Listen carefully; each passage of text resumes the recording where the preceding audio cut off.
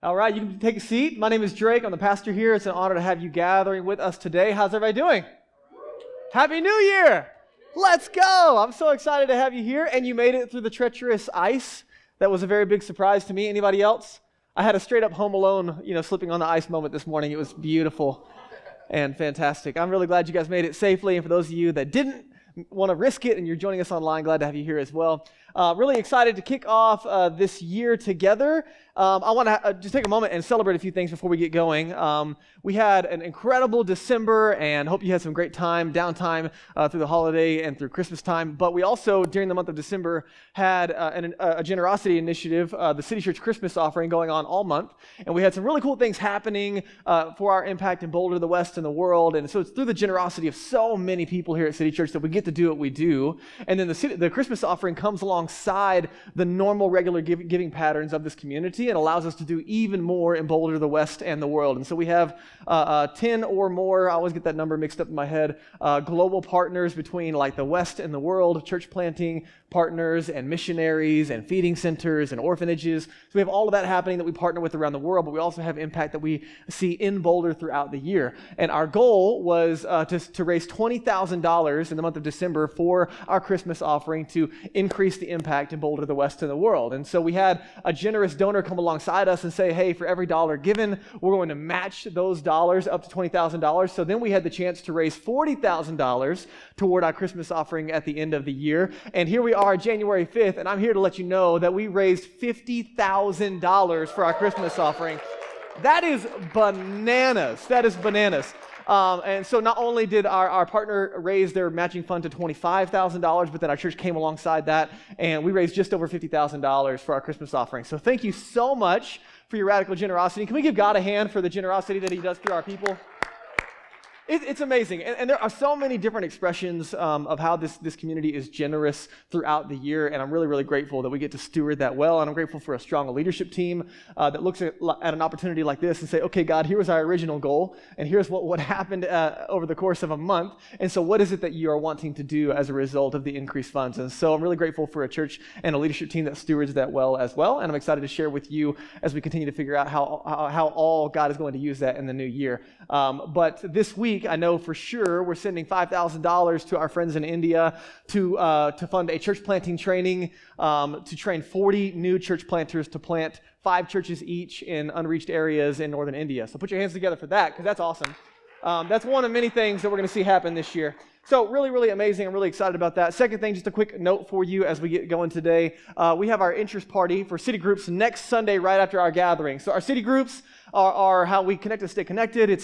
We often say that circles are better than rows here at City Church, and so shoulder to shoulder is great, and we have 2 primary gatherings. We have weekends and groups and weekends. It's 5 guys, burgers and fries around here. Really simple menu all day long, and we really encourage you to embrace those rhythms with us. And so our city groups are how we go from shoulder to shoulder to face, and so we kind of talk about the weekends as the steering wheel of the ship, if you will. It's where we get vision. It's how we lean into the scriptures and God's agenda for our community in Boulder in this time as we enter a new year. But then we get into groups to practice the way of Jesus together, and it's where we find community. It's where we find accountability. And so our next interest party is next week, right after the service. It's an hour-long. Lunch will be provided. If you have not signed up already and you're in our database, you should have already received the email for it. You can reply to that email. You can also use those connection cards in front of you, either the digital one or the hard copy, and circle the letter I at the bottom of that card to sign up for this. This party does not obligates you to a city group. It gives you the opportunity to hear more about what they are, how they flow, what the commitments are, and all of our groups run in semesters. And so we're kicking it off in January. It'll run through the second week in May, and we would love to see you jump into a group. And so again, if you have not signed up for a group yet, or you're not already in one kicking off in the new year, this is for you. If your schedule is changing or something happens to where you can no longer make the group that you have been a part of, then this is also for you. So it kind of functions as an on-ramp if for some reason your schedule changes and you can't make the community that you've been a part of. And so our desire, our goal is that you get into a community and you stay with that community, and over the long haul you develop what we call providential relationships. Those it's kind of the relationships when you look back on life over the course of like 6 months or a year, and you use language like, wow, God really used those people in my life. And you can only do that in hindsight. We can't orchestrate that. We can't make that happen for you, but we can put ourselves in positions where God can do that. Does that make sense? So that's what city groups are all about. So that's for you. The second thing that I just want to put on your calendar and your radar is January 20th. So just in a few weeks, we're going to start a rhythm of fasting together. We normally try to start as a community, a practice, a rhythm of fasting for 3 weeks, for 21 days in the new year. And so if this is new to you, hang tight. I'm going to do a teaching on it next week. This is just to put it on your radar. And by the way, the best way that this practice gets traction in our lives is through community. So it's one thing to put it on your calendar and do it yourself. That's great, and it can help you in your walk with Jesus, absolutely. But this rhythm is best practiced alongside others where you can process and grow together. And so in case you're new to fasting, it's very simply giving up something that we love in order to pursue something we love even more. And so we allow fasting to create a hunger inside of us, and we point that hunger towards God. Does that make sense? So it's an intentional practice. The end of that practice is Jesus, not fasting. It's not just like, yay, I fasted. It's a practice that helps cultivate a relationship with God. So put it on your calendars, city group leaders, just so you know that's on your radar as well. And groups will kick off next week after our interest party. Okay, everybody good? Glad you're here? All right. So here we are in the new year. We're kicking off a brand new series, Trip Around the Sun, and I'm excited about the opportunity we have in this new year. It's January 5th, and it's so easy to lose sight of the gravity of opportunity that we have in the new year, right? It's just so easy to fall into the new year. I talked to Evan this morning, and he's like, man, I am ready for this new year to get jump-started. Enough with the holidays, let's go. He's an 8 on the Enneagram, so that makes sense coming from him. Some of you are like, no. A few more weeks would be great. But wherever you are on the new year mentality, there's a struggle to really take advantage of the reset that we have in January. Maybe it's because of the cliche nature of New Year's resolutions. It's kind of fun, and you just start poking at people who the gym memberships go up and they're really crowded in January, and by February it's a ghost town again. We have a lot of cliche ideas in the West around the New Year opportunity for a resolution, and it's easy to get discouraged, or it's easy, honestly, just to kind of be busy again. You had a little bit of downtime, you did the holiday thing, and now you're back at the grind, and you don't give a lot of thought to the new year. But here I want to take a moment to allow us to pause, to breathe, and to really take weight for what we're walking into. Because the new year gives us an opportunity to evaluate a couple of things. Our last steps as we look at the last year that we've been a part of, our next steps as we enter the new year, our dreams, our goals, our ambitions, our destinations, what we've gained, the things that we've lost, and to evaluate, have we gained the right things? Have we lost the wrong things? Where are we in our efforts over the year? Did we get some of those things backwards? And the new year is a chance to take stock of our lives and to see where are we going and who are we becoming along the way. And you might not be a type A personality like myself. I love a good fresh journal and some goal planning and setting, and I eat that stuff up. I'm like, all right, let's go, new year, new me. I love that. Some of you are like, absolutely not. That's not my jam at all. That's fine, but you and I both know it's so easy to look up and have life happen to you. It's so easy to just swim in the waters of busyness that a year goes by and the amount of intention that went into where you were going and who you were becoming was barely acknowledged. And so sometimes we look up and we're not really sure if we've been formed in any direction that was on purpose. And so we are in this opportunity to take a moment and to pause and ask the question, who are we becoming and where are we going? And over the next 7 weeks, that's what we're going to do as a family together. And so this new series, A Trip Around the Sun, is actually a throwback. So we launched City Church 5 years ago, 2019, and this was the very first series that we did as a church. So this is the original graphic. It's a throwback. Hang tight. Next week, I have an epic video for you that is almost so cool it's embarrassing. So next week, we're going to play that video. That was the original bumper for this series. But we kicked off our church 5 years ago in Boulder, and our mission then and now was this. Our mission as a church, we exist to help people find their way to God from where they are. We started our church with this one hill to die on, to help people find their way to God from where they are. By the way, listen, no matter where you are on your spiritual journey, you are loved, you're safe, you're welcome. We're so glad to have you here. Our desire is to meet you where you are, help you take some next steps on your spiritual journey toward Jesus. And so we started City Church 5 years ago in this series, or rather with this title, totally new series, with this mission, and we are still married to that mission today. And over the last 3 years, we have honed in the how behind this mission mission statement, our strategy, if you will. And so we exist to help people find their way to God from where they are by practicing the way of Jesus together in Boulder. That's what we're about here. This is the hill that we die on. This is why we exist. This is the air that we breathe. And so what this means for you is what we're going to get into over the next couple of minutes together.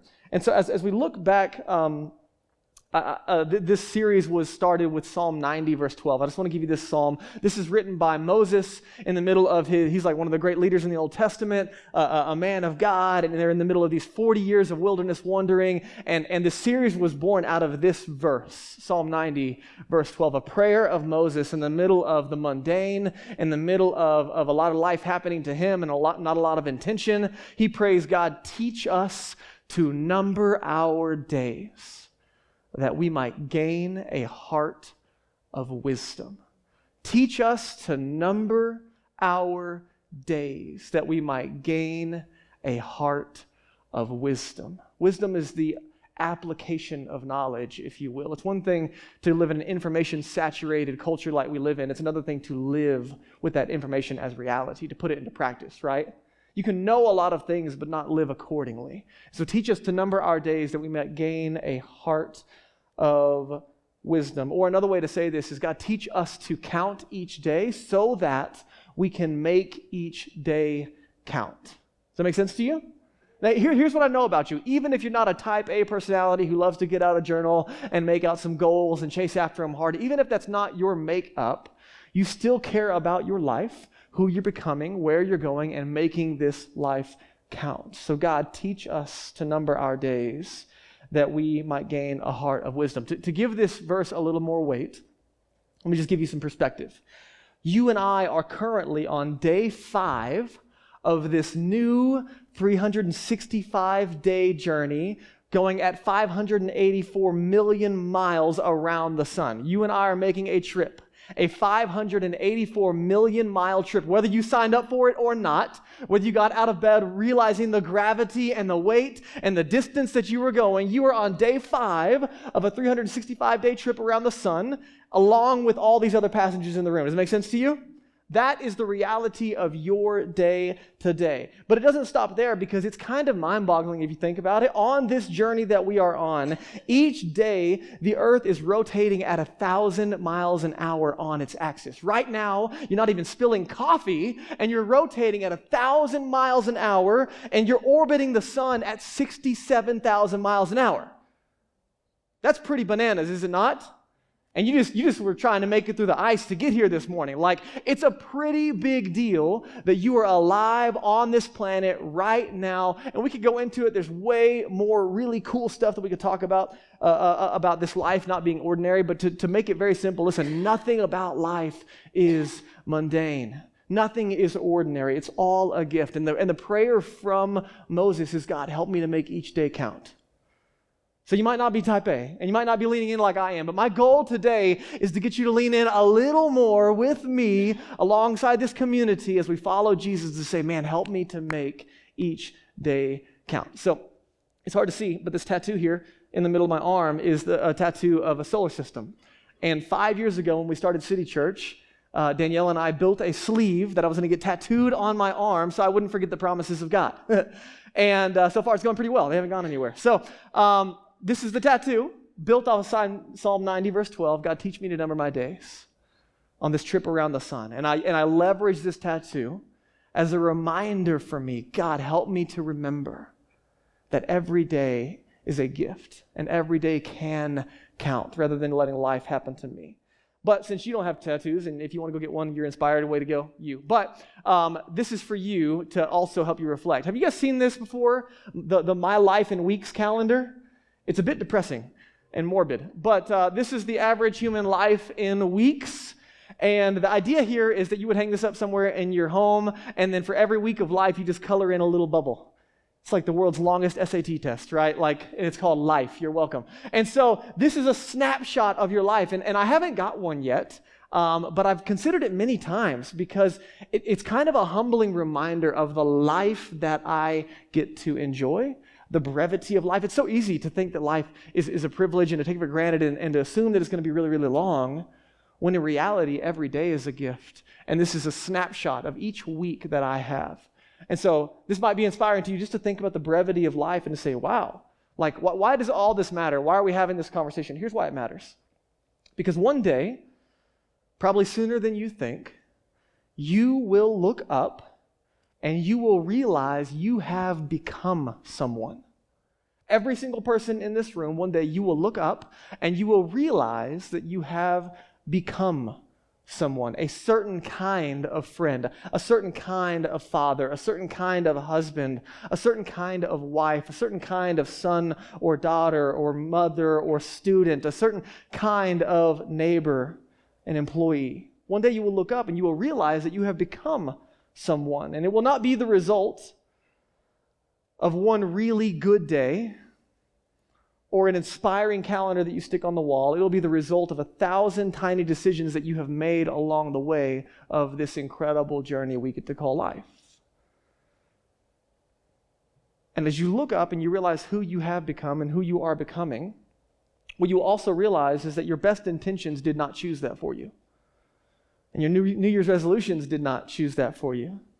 And odds are no one else chose it for you either. The dominant influencer of the reality of who you become in the next year and over the span of your lifetime is who you allow to be your rabbi, your teacher, the one that you apprentice your life under. You see, whether you're new to following Jesus or new to the church, you're kind of checking things out, Jesus would use this language of all of his followers. He would call them disciples. The best probably modern translation of that word would be apprentice, to really to capture what that meant. To be a follower of Jesus, to apprentice our lives under him. But here's the deal. Whether you're a follower of Jesus or not, everyone in the room is a disciple of someone or something. Everyone in the room is an apprentice. You are apprenticing your life over someone or something. Everyone is aiming their life at someone or something. Everyone is aiming their attention and their affection in a particular direction. Some of us, that's happening on purpose.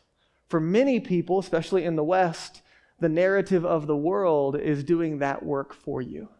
Instagram is apprenticing you, and the people around you are apprenticing you, and the media that you consume is apprenticing you, and the songs that you're listening to are apprenticing you, and much of it is by default, not intention. But as followers of Jesus, our desire is to aim our attention, our affection, and our whole lives at him, right? That's what we're after. And so Jesus' primary invitation, friends, no matter where you are on your spiritual journey, it's important that we remember this. Jesus' primary invitation for this life right here was follow me. It wasn't listen to me. It wasn't consider my teachings. It wasn't believe in me. Those were in there for sure. But his primary invitation over and over again was follow me. So to disciple is to commit our lives to a rabbi, to apprentice our lives under a teacher. And by follow, he meant it and also in the most literal sense, like literally to follow him. That's what his followers would do. And so when you think about apprenticing, I want you to think for a moment, whether you've ever had the privilege of being an apprentice or not. It does involve study. It does involve listening and learning, right? I was talking to Daniel, who leads worship here, and he's working at Chase Bank, and he's got all of his books out on his table, and he is apprenticing to go up in his career at the bank. And he's got to do all this studying and learning. But the goal of studying and learning is to pass the test, to then be able to do the work that he is apprenticing to do. My dad has been a mechanic my entire life. And so from a young age, I've been chewing on and slobbering on wrenches, and then in the garage helping him and, not actually helping him, but probably getting in the way. And over time, as I got a little older, he would let me begin to do things alongside him. And I would not call myself a mechanic in a professional sense, but I'm just dangerous enough with a couple tools to get something done. You know what I'm talking about? Save a little bit of money. That's where I'm at in my life of mechanicking, apprenticing. So apprenticing does involve learning, and it involves understanding and watching someone else and figuring it out. That's why as followers of Jesus, we read the scriptures and we look at the life of Jesus and we watch others who are following Jesus. It absolutely involves studying and listening and learning, but it also involves doing. Practice, right? At some point, if you really want to be a mechanic, you got to turn a wrench, right? You got to do something with what you are learning. And so Jesus modeled and taught for us what it meant to follow him. And it wasn't just information saturation, but it was also practice. He would model, he would teach, he would bring alongside, he would allow his followers to practice, and then he would send them out to go do the things that he taught them to do, bring them back, debrief. And Jesus' last words after he was buried, raised from the grave, and then sent his disciples out was to go do the very same thing he had done, to go make other disciples, apprentices under Jesus. So Jesus' resurrection, it proclaimed the reality that he was indeed who he said he was. He was the Son of God. He had power over sin and death and Satan. He could save us and make us new and give us new life. And anyone who apprentices their life under Jesus can have access to that new life, not just like internally, formationally, and destination-wise, but also right now, life to the full as we live in relationship with him and one another. That is the invitation that Jesus has on offer. So, what does it mean to follow Jesus? We talk about this often, but it's really important that as we start off the new year, we come back to some of the grassroots, if you will, of why we exist as a church, how we do things, how we think, and what we're after as we apprentice our lives under Jesus. So what does it mean to follow Jesus? Very simply, we have defined it based on Jesus' invitation, not our own understanding. It means to be with Jesus, to become like Jesus, and to do what Jesus did. What did Jesus have in mind when he invited people to follow him? It was first to be with him in relationship. It was then to become like him, to become the kind of person that would think like Jesus, act like Jesus, respond like Jesus, to have your life saturated with his worldview and his reality. And then to eventually become the kinds of people that would do what Jesus would do if he were you and I. That's the invitation on offer. Jesus died, was buried, and rose again to give us life to the full, both now and forever, for anyone who would accept the invitation to follow. So, let's spend the rest of our time in our teaching text this morning breaking this down. Matthew 7, this is in the middle of Jesus' Sermon on the Mount. He says, "Enter through the narrow gate." That's Jesus' invitation for you and I this morning. Any listener, anyone with ears to hear, enter through the narrow gate. Then Jesus goes on to describe what he's talking about. "For wide is the gate, and broad is the road that leads to destruction, and many enter through it. But small is the gate, and narrow is the road that leads to life, and only a few find it." So let's use our paradigm that we just looked at in Matthew 7 just a minute ago and walk through this passage. So first, to be with Jesus. This way that Jesus is talking about, that we see demonstrated, that we see taught on over and over again, this way starts with relationship. Jesus is inviting you and I to follow him on the narrow road, but we don't do it on our own. It's in relationship with him. In Mark 3, we don't have time to go there, but it says Jesus called to himself those whom he desired so that they might be with him. The first invitation, the first calling of Jesus saying, "Follow me," is first that you might be with him, to have a relationship with him. To be a disciple is to enter more and more deeply into relationship over our lifetime. You and I live in a world where the apprentice is more like what I can get out of you to teach me what I need to know so I can go do my own thing. That's the world that we live in when it comes to apprentice relationships. But for Jesus, the first and foremost invitation is to be with him. It is relationship. And in the West, we think most often in a linear way rather than a relational way when it comes to the idea of following Jesus and discipling. So in the West, we use the word discipling as a verb often, like, "Hey, have you been discipled?" You ever heard that before? "Hey, who are you discipling?" You ever heard those kind of languages before? We use the word disciple in the West, if you've been around the church for very long, often as a verb. The only issue with that is in the New Testament scriptures, it's only used as a noun. Disciple is not something that you do or that's done to you, but rather it's who you are. To apprentice my life under Jesus. And so it's easy to think, oftentimes churches talk about like a discipleship program. We don't have one of those here at City Church. Who are you discipling? Things like that. And the idea most often is like a one-on-one like mentoring relationship, right? Like, hey, who are you investing in? Who is investing in you? Teaching you the way of Jesus. And by the way, there's nothing wrong with that, right? That's really, really good and valuable and helpful. Many of you have had moments when someone sat down with you and invested in you and taught you the way of Jesus and it was helpful, right? Absolutely. So we're not hating on mentorship and investment, But when we think about what it means to be a disciple, to be an apprentice under Jesus, it's really important that we get it in the category of a noun. Not something that I do or that's done to me, but who I am. The reason that's important is because it takes the responsibility off of others and puts it on me. Does that make sense? If it's a verb, then it's something that the church should be doing for me. But if it's a noun, it's something that I'm allowing Jesus to form me into. It's a decision that I get to make. It's about identity. And so, in the biblical narrative, as we look at this reality, we see over and over again that it is relationship that Jesus invites us into. And this is pretty cool because when you think about following Jesus, like I don't know where you are and what you're considering as you go into the new year, but when you think about following Jesus, it's important to note that his commitment to you will always outpace your commitment to him. This invitation to follow Jesus is not like, let's see how much you can give and if Jesus gives back. He's always going to be one step ahead of you and outgiving you and outserving you. And in every way, he's going to outpace your commitment to him. And so I heard it said this week that his love is the most valuable and unlosable thing that you can possibly get your hands on. That once you encounter the love of God for you in relationship, that Jesus died for you, that he was buried for you, that he rose again for you to save you from sin, to give you new life so that you might walk with the God of the universe on this trip around the sun and hopefully many more to come because of his grace in your life, not of your own merit, not of your own worthiness, not of you trying to drum up your own lovableness, but because his love is aimed directly at you. It is the most incredible and valuable thing you've got, and it's also the most unlosable thing that you've got once you get a hold of it. It's an incredible invitation to receive a love that we do not earn, and then to maintain that love. It's like constantly aimed at us regardless of our performance or our good days and our bad days. It's kind of hard to believe. And so the first and greatest battle of apprenticing our lives under Jesus, of following Jesus, and not just in the new year, not just January 5th, but every day of your life, the first and the greatest battle of following Jesus is actually believing that those things are true. That his love is aimed directly at your life and that you can build your life on that reality.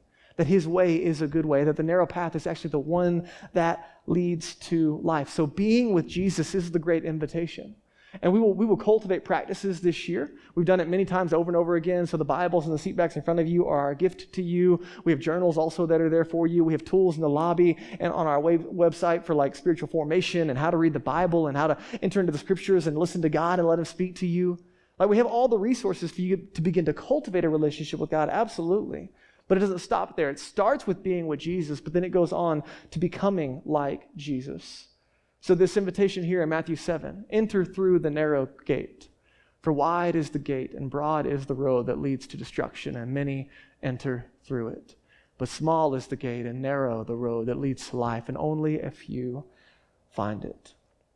Tyler Staton says it this way. He says, the way of Jesus is a broad invitation and a narrow way.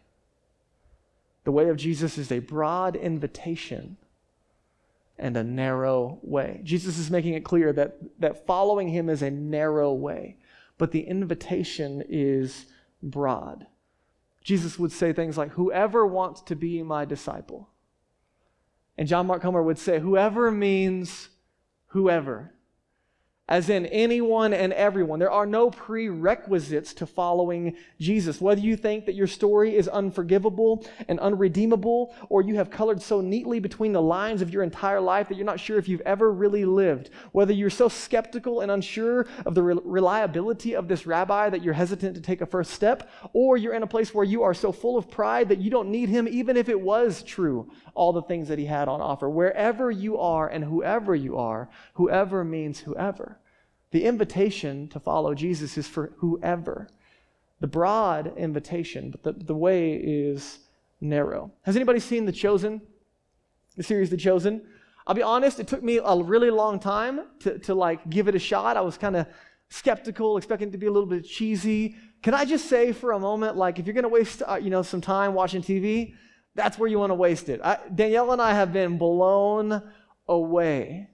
Like, I'm not really a crier, but my allergies have been acting up every time I watch that show. I mean, guys, listen, they're doing an incredible job of taking the story from the scriptures and bringing it to life, and I'm genuinely blown away. But what's really, really cool is not only like getting it like this picture of Jesus, and they're doing a good job of staying like true to the narrative of the biblical narrative, while also taking a little bit of license where it's appropriate and things like that. But like watching Jesus invite anyone and everyone, fishermen and those who betray others, tax collectors, a woman caught in the act of adultery, and this woman that was demon possessed, and he sets her free.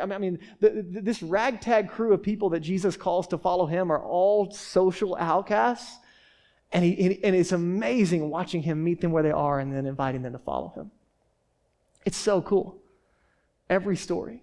So the invitation is broad, but the way is narrow, and every one of his followers knew that. To be invited to follow a rabbi was not this idea of mental assent. It was literally to follow him with your whole life. And that is the invitation today for you and I. And this word here, enter through the narrow gate, for wide is the gate and broad is the road.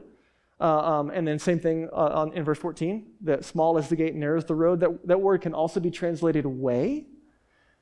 And so we see continually, as we talk about practicing the way of Jesus, it is a way of life. In fact, in the New Testament scriptures, when you get into the book of Acts, and the Jesus movement is kicking off, and churches are being planted, and people are beginning to follow Jesus, and the kingdom of heaven is invading earth, one of the labels that is given to the early church is the way.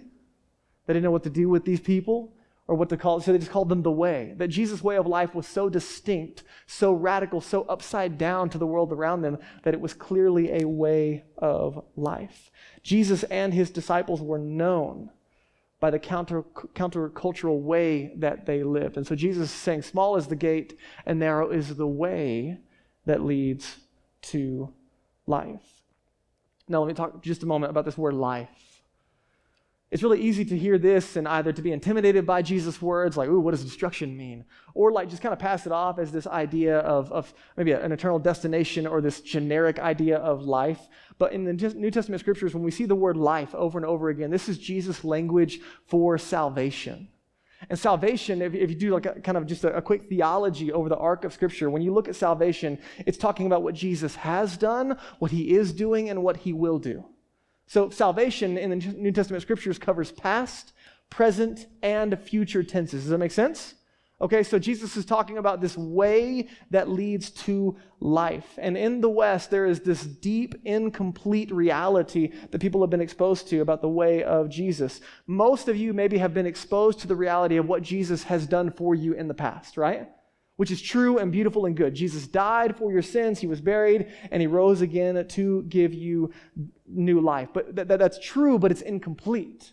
It's not what Jesus just has done, but what he is doing and what he will do that matters as well. And so Jesus is not just after a one-time decision in your life that changes your eternal destination. He's after your entire life. Every day, teach us to number our days, to count our days and make them count. And so in the West, many people have been exposed to the truth of Jesus, absent from the way of Jesus. Does that make sense? Many people are told, hey, believe in Jesus, trust in Jesus for what he has done for you, which is true and good and beautiful and accurate, but then have missed out completely on the invitation to the narrow way alongside Jesus. And so there's an entire group of people that have walked away from Jesus, stayed away from Jesus and the church, because there's this idea of intellectually affirming Jesus and his life without ever adopting his lifestyle ourselves. Does that make sense? That's the great challenge, in my opinion, from my perspective, my limited perspective at 35 years old in the West, is this divorce of the way of Jesus and the truth of Jesus in the West. It's a broad invitation from Jesus for anyone, whoever means whoever. That idea is called grace. Grace is something we don't earn, we don't merit, we don't maintain, we don't deserve, we simply receive new life. But the narrow way is called participation, apprenticeship, to follow me. Jesus ended his most famous sermon in Matthew here by saying, everyone who hears my words and goes to church on Sundays is going to be a part of the good life. That's not what he said, right? Everyone who hears my words and gives to the Christmas offering is going to know the good life. Everyone who hears my words and stops cussing is going to hear, right? What does he say? He says, everyone who hears my words and puts them into practice will be like the person who built their house on the rock. And when the wind and the waves came, it was not moved or shaken. Everyone who put my words into practice. Dallas Willard famously has noted that God's grace is not opposed to effort, but to earning. Right? We don't earn God's love. We don't perform for it, like live a certain life so he likes us a little more. His love is already aimed directly at you. And that's not changing. And once you receive that love, God's grace is not opposed to effort, but earning. As in, we can participate with him. We're not earning his love in the process. Contrary to popular belief, Jesus is absolutely interested in our behavior modification. Who you are becoming, Jesus cares about a lot. I'm the father of 2 little boys, Grayson and Asher. They just had birthdays in December, and they are now 9 and 7 years old, and it's getting dangerous around our household. It's crazy. They both have a set of Heelys. That's what they are. They have Heelys now, and it's getting wild up in our house. And my little boys, listen, I care about them a lot, and it actually would be deeply unloving of me to not care about their behavior. Would you agree? If I just kind of let them become whoever they become through the whims of life, if I never correct them, never help them become people of love, never help them to have concern for others, never teach them to apologize, never teach them the value of putting someone else before themselves, if I never invest in their behavior, they're going to turn out to be wildly disappointing citizens of our society, right? And so it is wild to me that we would think, okay, a loving parent needs to care about their kid's behavior, but it would be, Jesus should just be totally hands off. How dare he care about our behavior? Right? He cares about who you're becoming and how you relate to one another and how you think about yourself. He cares about that. The difference, though, is for Jesus, it's grace, not fear, that motivates change in our lives. Let me say it again. For Jesus, it's grace, not fear, that motivates the change in our lives. And if you're a follower of Jesus, the goal is to parent in that way as well. I can intimidate my kids, right? Like I'm bigger than them in every way, right? But if they only behave the right way for fear of getting caught, are they actually becoming the kinds of people that I want them to become? But if I can lead with grace, if I can set a vision in their life for the good life of helping them want to become the kinds of people that I'm helping them to become, it's way better, right? So Jesus leads in our lives with grace, not fear. It's not, you better do this. It's God's grace and love are so amazing. And his vision for the good life is so good. The narrow way is so beautiful that I've got to step into it. Now, as we wrap up our time together, the new year is often met with disillusion because there's often these efforts and you get inspired and you try harder and then you fail again. And you just kind of do the cycle of New Year disillusionment. And it's true for our gym time, and it's also true for practicing the way of Jesus. And so the common experience, from my observation for most Christians, is they get inspired by something. It could be anything. It could be reading the scriptures or reading a book or a really awesome sermon that someone gave on January 5th in North Boulder. That was funny, guys. That was a joke. All right, whatever. It's fine. The common experience is often inspiration that leads to this idea that I need to try harder. Cool. Yes. January 5th, new year, follow Jesus, be with Jesus. Yes, let's do it. I'm going to try harder. And that works for a little while until the gyms are empty. And you had a long night and the early morning got ahead of you and you didn't read your Bible or you missed out on this or you didn't go to church that one. All of a sudden, there's guilt because you didn't do some of the things that you were trying harder to do and the person you're trying to become. And then there's disillusionment. Why is this even worth it? Can I ever change? Why should I even try? Right? That's how it works. That's how it works for formation in the way of Jesus, and that's how it works for a six-pack, okay? All of it is consistently true. The error in that approach is the try harder portion. If we're going to follow Jesus, if we're going to step into the narrow way that he has for us, the error is try harder. Inspiration is great. Another way to talk about it is maybe revelation. That's when God reveals something that is true and good and beautiful about his way for us that we want to step into. So seeing something as true and good and beautiful is great. To be inspired to want to go in that direction, that's wonderful. So for some of you, the way of Jesus, the idea today is that it would be compelling for you. That he really did live a perfect life. He really did die for your sins. He really did rise from the grave, proving he was who he said he was, that he's reliable, that he has the power to do in your life what he said he can do. Like some of you are leaning in and wrestling with, okay, can that be true for me? Absolutely. Inspiration is a good first start. But what do we do next? A better way is to catch a vision of the good life, which is what we're after today. It's what we're after every week when we gather on Sundays, to catch a vision of the good life and what God has for us, and then to, within community, put into practice some things that help that good life become a reality for us. So let me just give you a few examples as we wrap up our time. All the spiritual disciplines, all the practices like reading the scriptures and silence and solitude and prayer and fasting and gathering in community and going to a city group. We have all these different spiritual disciplines or practices, we call them, because the word discipline gets a bad rap sometimes. All of these practices, they have a goal. We don't do it just to do it. We don't go to church just to say we went to church. We don't fast just to fast. We don't pray just to pray to say that we did it. The practices free me to become who I really am created to be over time. So let me give you some examples. Practices are intentional, temporary expressions of something I want to become naturally true of me over time. That's what a practice is after. So, for example, silence and solitude, the practice of getting alone and getting quiet, sitting with Jesus and listening prayer, letting the scriptures speak to me, praying, all of that. The practice of silence and solitude, the goal at the end of it is not to see how long I can be quiet. Some of you are like, that would be really good for you, Drake. I know, but the goal is not, can I be quieter longer than you can? It's not this great spiritual quiet game. What is the goal of silence and solitude? The goal of silence and solitude is through that practice, I invite God to meet me there, and I ask him to help me become the kind of person that can hold peace and be a person that is not hurried in the middle of the life around me. That's the person I want to become. I want a life with unhurried rhythms of grace. I want a life saturated with peace and joy in the middle of whatever is happening around me. How do I become that kind of person? The practice of silence and solitude begins to build into me the character and the formation of Jesus over time. Does that make sense? Let's use another one, fasting, because it's relevant and we're doing it at the end of the month. The goal of fasting is not how long can I go without food and then point at you because I did it better than you. The goal is not that I fasted. The goal is, can I become the kind of person that resists temptation and says yes to the things that truly bring me life? That's what I want to be. Not with a lot of effort, not with try harder, but that's the person I want to be default when I wake up in the morning. I want to naturally go to that space.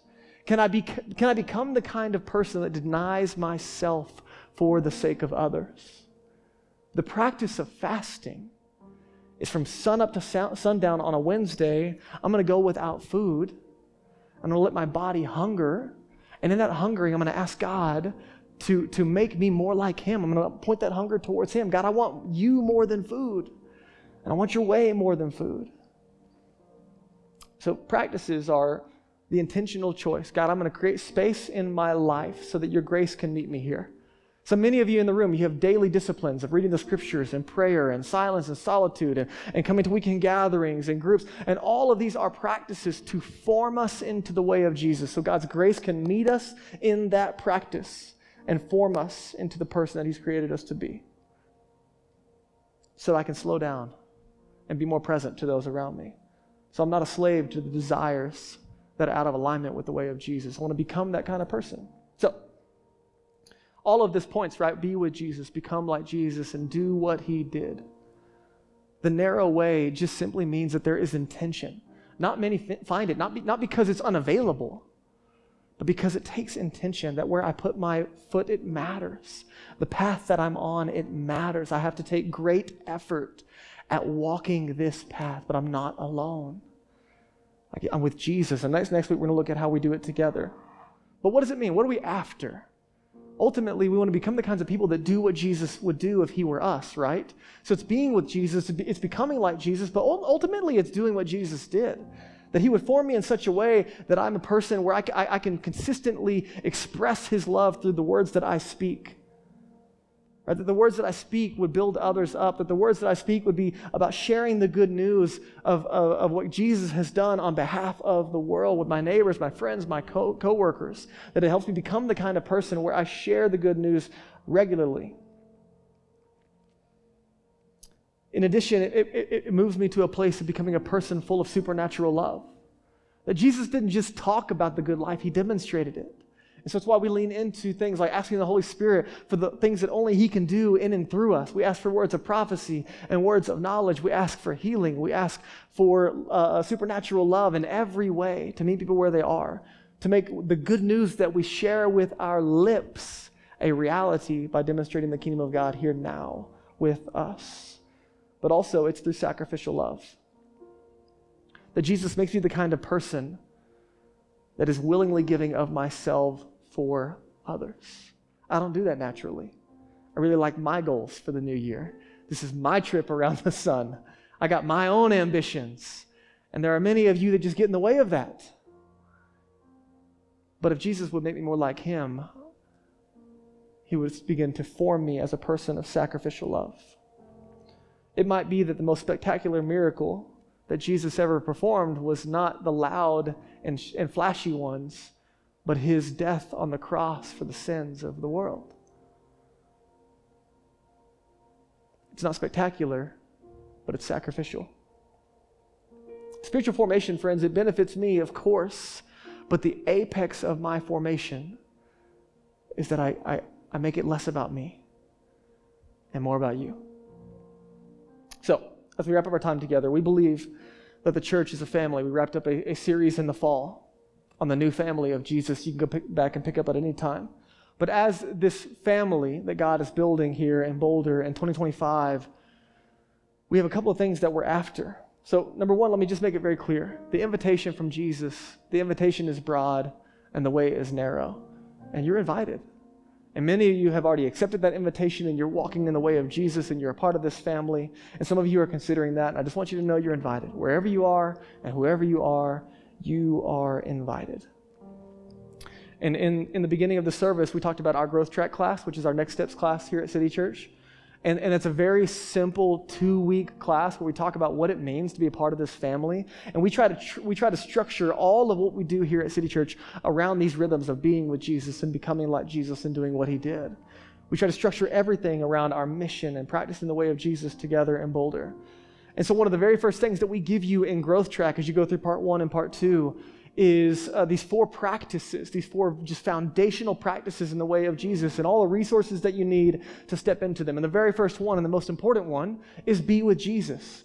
Here's how you get alone and be with Jesus regularly, letting the God of the universe meet with you and speak into your life and show you the narrow path and help you take the next step. And so we have that priority starting there. We say it often that before we want anything from you at City Church, it's what we have for you. And we mean that.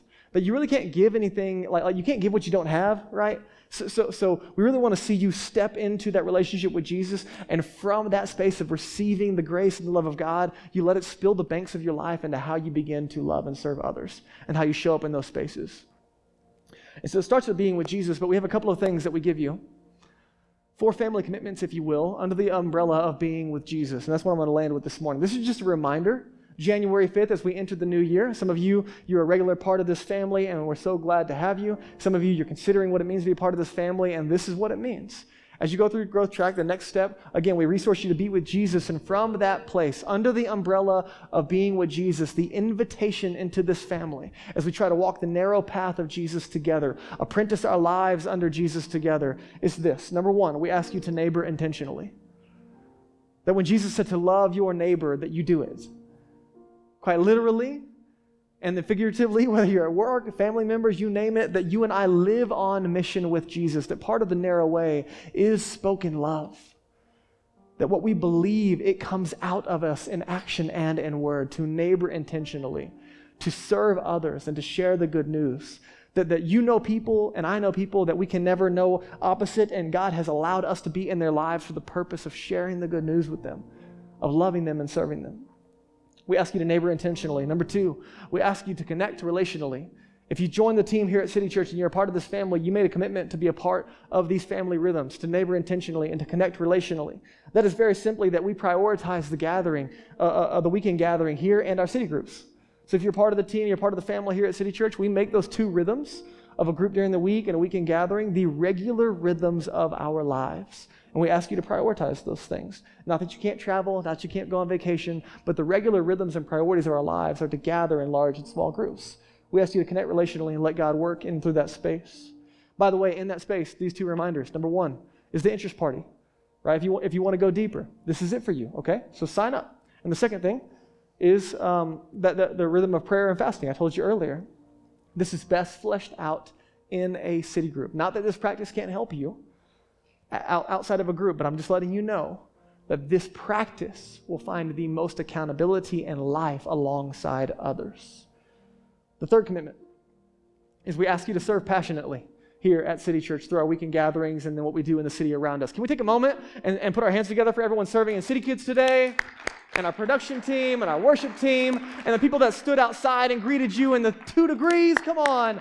Our cafe team. Everything that happens here at City Church is done on the backs of incredible, loving, sacrificial, loving volunteers. And you're invited into this family to be a part of it, okay? And the last thing is to give financially. Everyone here at City Church that's a part of this family, they commit to give regularly to the mission and vision of City Church. And for us, we teach often, we try to teach it throughout the year, that 10% of our income is the biblical floor, not the ceiling of generosity. But if you don't give it all today in this space and you're wanting to lean in and you're a part of the family, then 1% of your income is a pretty big deal. And so we celebrate whatever step of obedience it is that you're trying to learn to trust Jesus, not just with like your mind and your heart and your relationships with your whole life, which includes your wallet. And so we love to attach our hearts to what Jesus says is around us. That is that our finances are connected to our hearts. We put it into the mission of City Church, and we watch God do incredible things that way. And so we invite you to give financially. So again, all of this is invitational. This is what it means to be a part of the family here at City Church, right?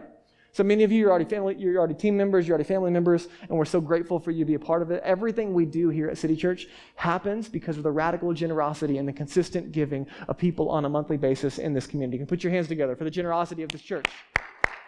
It's incredible. Okay, as we wrap up our time, one day you will look up, you will look in a mirror, and you will realize that you have become a certain kind of person. Who will that be? The biggest indicator of who you will become is who you allow to be your rabbi. Where is the attention and the affection of your life aimed? Here at City Church, in this family, we are aiming our entire lives at Jesus. And you are invited. Let's pray together. God, thank you so much for this church. Thank you for the scriptures that make knowing you clear and easy. Thank you, Jesus, that you invite us onto a narrow way that leads to life. The things that you have done, the things that you are doing, the things that you will do. And I pray for my friends in the room today, for anyone who does not know you, that has never said yes to you and your invitation to follow. For anyone who has never been saved and set free, accepted your gift of grace, been forgiven of sin, and experienced new life, and stepped into life not just in a moment, but over the course of their lives. Jesus, I pray that you would draw their hearts to you this morning. For those of us that are followers of Jesus, would you give us a vision of the good life? Help us not to settle for the American dream. Help us not to settle for our own ambitions. Help us not to settle for busyness and distraction. Help us to long and desire for more of what you have for us. And Jesus, would you give us the ability not just to try harder, but to look at the community around us and the practices before us and embrace those two things in tandem and ask you to meet us there, to form us into your image so that we might become the kinds of people who live with spoken love and sacrificial love and supernatural love. Jesus, thank you for what you're doing in this community, and we can't wait to see how you're going to use this year. Teach us to number our days and give us a heart of wisdom. It's in Jesus' name. Amen.